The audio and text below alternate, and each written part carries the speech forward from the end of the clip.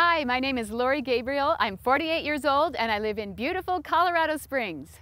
I've been a teacher for 26 years. Even when I was little, I was pretending to be a teacher. When Lori was 4, she started teaching the neighborhood children in her own little schoolhouse. She even had report cards for them. My mission in life is to give teachers a voice. Not the kind of voice that says, "Put that spitwad down!" but to represent the millions of teachers like me who know what's wrong with the system and know how to fix it with practically no money. We know why kids are struggling, and it's not because the schools are filled with bad teachers who aren't trying. We know why politicians' plans aren't working. We know why kids are dropping out and why good teachers are quitting.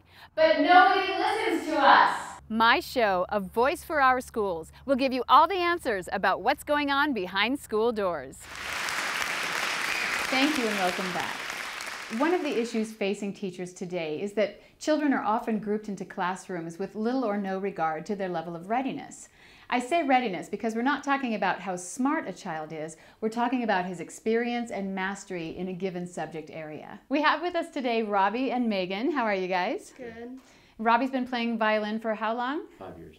And Megan is a brilliant student and guitar player with a strong aptitude for music, and I understand you would like to start violin in 8th grade? Yeah. Unfortunately, there's no entry-level class for 8th graders at her school, so she would be starting in a class with Robbie. So let's go ahead and play this piece together. Ready, go!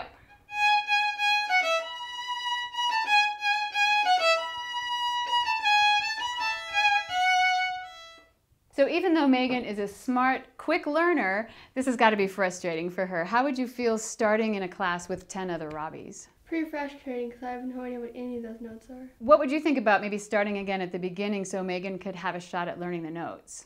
Well, everybody, needs to start at the beginning and work their way up, but somebody who's worked their way up a little bit and coming back down, that'd be kind of boring. We know that some top reasons for kids dropping out of school are frustration and boredom, and this kind of grouping exacerbates that.